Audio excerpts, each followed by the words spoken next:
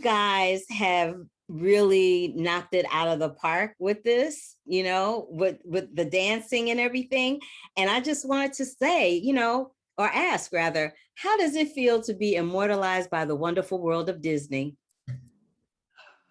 Every time that's asked of us, I get goosebumps again, and I just remember that this is happening, and it's Mari keeps saying that it's surreal, and it truly is, and it doesn't hit us until we watch the film again or we talk about it, and we see those Disney logos at the beginning and the end, and our daughter watching it, and all of the things. I don't think it'll ever hit us fully, but it's just a huge, huge honor. Yeah, it's like a wave crashing on an ocean and drawing back and then going again and again and again. It kind of feels like that. Oh, I like that analogy. That's a good one. I love that. The wave crashing thing. I'm gonna have to steal that. I'm stealing that, Keone. Sorry, girl. I'm stealing that. So I wanted to talk to all of you about what it felt like to bring that kind of story to the screen in an animated dance love story, a story that says that you are only as youthful as your mind tells you you are. And I'll start with Zach first. Yeah, I mean, you said it so beautifully. I think that's kind of a realization that I had, years ago before I started kind of coming up with the idea of this story. Was I was starting to have those feelings of, the hips and the knees and all the things, and realizing that I'm I'm not a kid anymore. And but then I would talk to my mom about it, and she was in her 60s, and she would talk about when she grew up, what she was going to do. And it made me realize that, from her perspective, she was young, and from my perspective, I was old. And so all of that is really just, it's a state of mind and it's a perspective. And so that really became the core thematic of the idea of the behind the film, of that idea that, if you're focused anywhere but the present, you're going to miss that beauty in the present. And so for our main character, Art, he's focused on that past where he felt like he had something and he lost something, and he's missing the beauty in his life right now.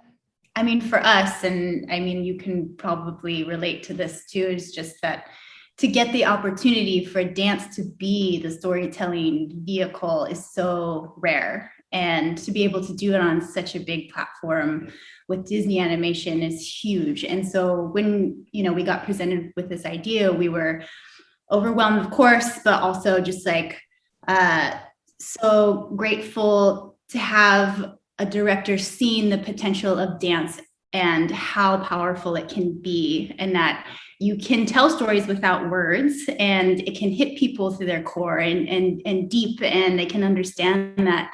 And we also felt a tremendous responsibility to represent dance itself. I saw y'all dancing this morning. Y'all got down. I was like, well, okay. Y'all are not in that place just yet. Your limbs and things is moving just fine. I'm like, well, all right then. Y'all better get it going, okay? I'm definitely not feeling that. I'm sore right now. So. No, you're not. No, you're not. Don't even try it. No, you're not. No, you're not. It's a frame of mind. It's a frame of mind, remember? Right. So on that note, what is your favorite movie musical? It's hard to pick, but I think one that sticks out to me because my grandma introduced me to it. One of the first ones that I was introduced to was An American in Paris. And I had like a little girl crush on Gene Kelly when I was like, girl, who didn't? I had a crush on Gene Kelly too. My favorite movie that he was in was a movie called Marjorie Morningstar. Did you ever see that movie? You guys have got to see Marjorie Morningstar. It's him and Natalie Wood, and he plays the director at this dance camp. You got to see it. I don't want to eat up my time with that, but you got to see it. You got to see it. My favorite one is Anchors Away too, with Gene Kelly dancing with the mouse. I love that so much. I wanted to know what it was like to collaborate with Pinar, our premier first lady conductor, composer. I'm so excited about all of it. So what was it like to collaborate with her? Because, there's a very specific genre that's being used. There's a little funk situation happening. So what was it like from a dance perspective to kind of work that out? And then what was it like from a directing perspective to marry that with your script? I'll start with Keone and, Mari first. And Pinar just knocked it out of the park.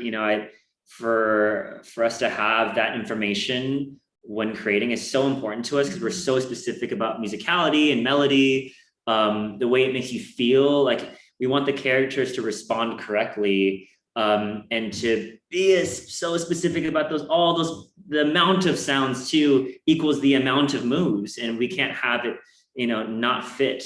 So we're just so grateful that Pinar was able to, do that for us, because we're so used to first verse, pre-chorus, chorus, second verse.